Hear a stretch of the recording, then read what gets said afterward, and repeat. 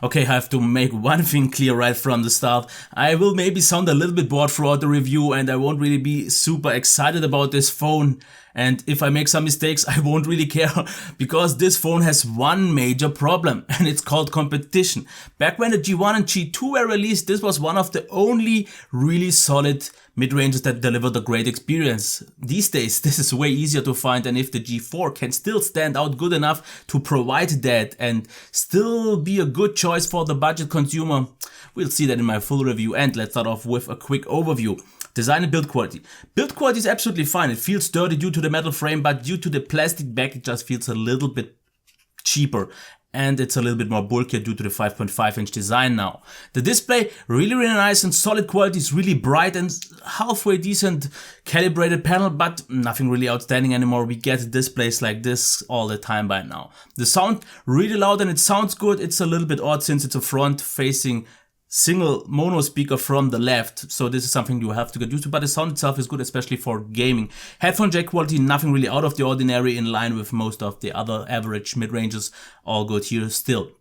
Performance though is absolutely solid. Even though I had just a 2GB version, it ran really nice, and if it passed my stress test, I will get into that later. Gaming performance though was quite solid.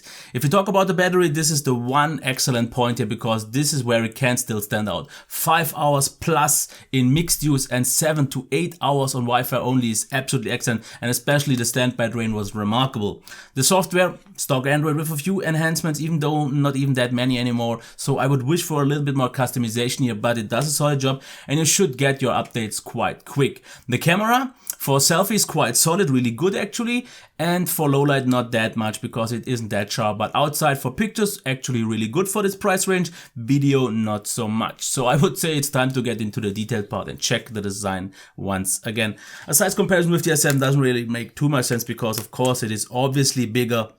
And even for a 5.5-incher, it's not really compact because you can see obviously quite big bezels everywhere and it's just not the thinnest appearing one. But it's overall quite okay because we have the metal frame that makes it feel definitely very solid. The back though is a little bit of a different story because we have this flimsy plasticky back that doesn't even feel cheap because it's not like, yes it does flex, and we have the dual SIM here for the microSD. The battery is not removable though.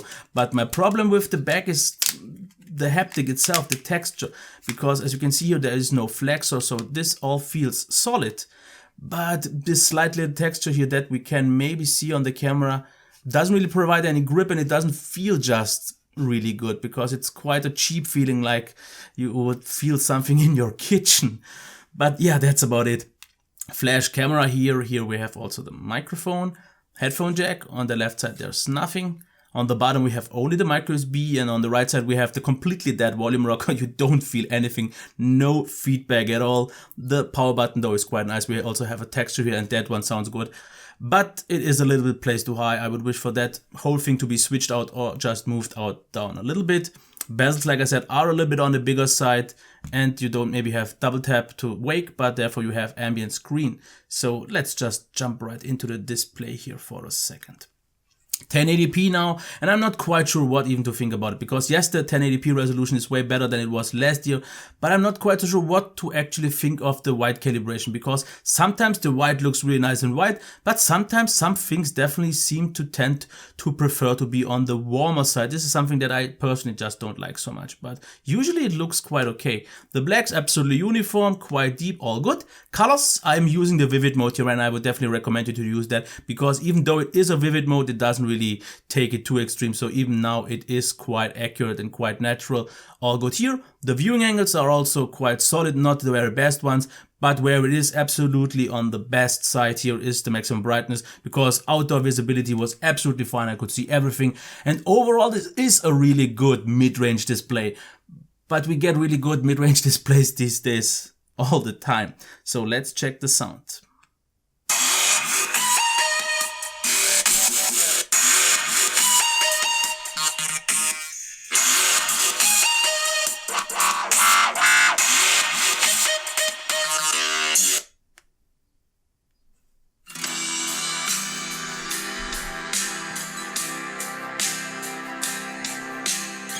Okay, about the speaker, the first thing which is a little bit odd is the speaker is on the left side. So usually if you have it on your right, you still make the sound reflect and then it sounds a little bit better. So for gaming it was great because very immersive. If I used it for media, it felt a little bit odd that the sound was coming from the left. But the speaker on its own is really good. It is really loud, one of the loudest ones, but it seems to be an Android thing that not all media is consistently on the same loud level. So sometimes it's very loud, sometimes it's extremely loud.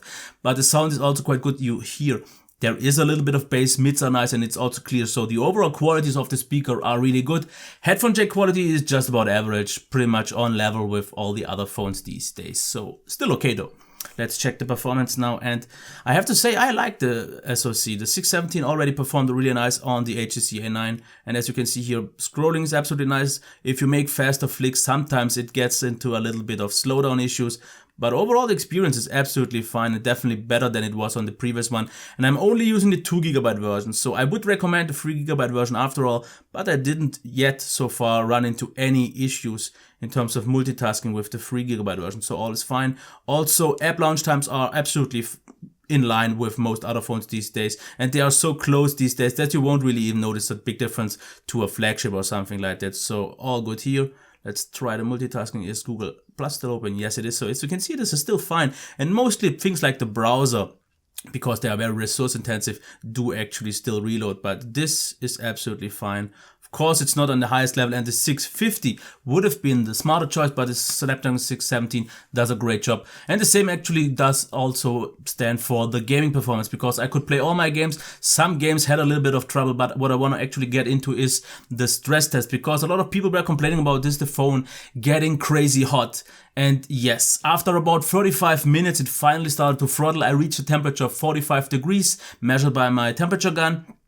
And before though, everything was fine. I could play all my games quite solid with a quite good experience. But I don't see heating as an issue, same as for my camera test, because I did a half an hour video of video recording. It's only limited to 1080p 30 frames and it reached 45 degrees as well.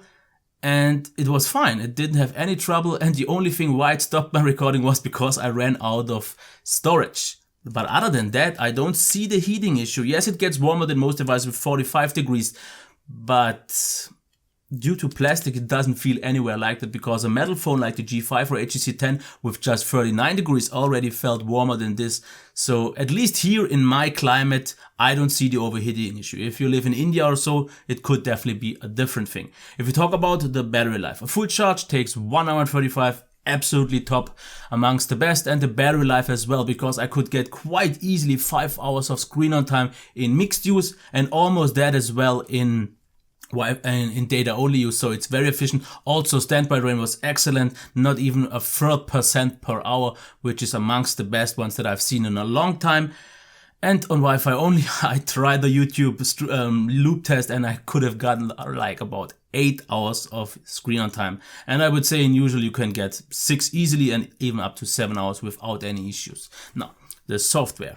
Don't really have to talk too much about it, because as you can see, it's the Google launcher here, nothing special, nothing out of the ordinary, looks like stock Android. Same as here with the system tuner, you can rearrange the settings, which is already nice, but there is not much customization going on. The only thing that you have is Moto with the Moto actions, but I'm pretty sure you know them by now, and Moto display, which I personally still think is a little bit annoying, because so many times it turns on when I don't even want it to, and now it even didn't. So now it did, but I'm not thinking it's something super out of the ordinary, but you will get quite recent updates. You should be fine with here, and the system itself is solid, so all good here. Now let's talk about the camera. Selfies are actually quite good, especially in this price range, quite sharp, especially for a 5 megapixel camera. Also saturation was good, color and exposure. Only in harsher light I noticed that there is some overexposing, but it was some extreme light after all. Low light capabilities are the weaker side here, because it gets quite blurry, doesn't pick up too much light,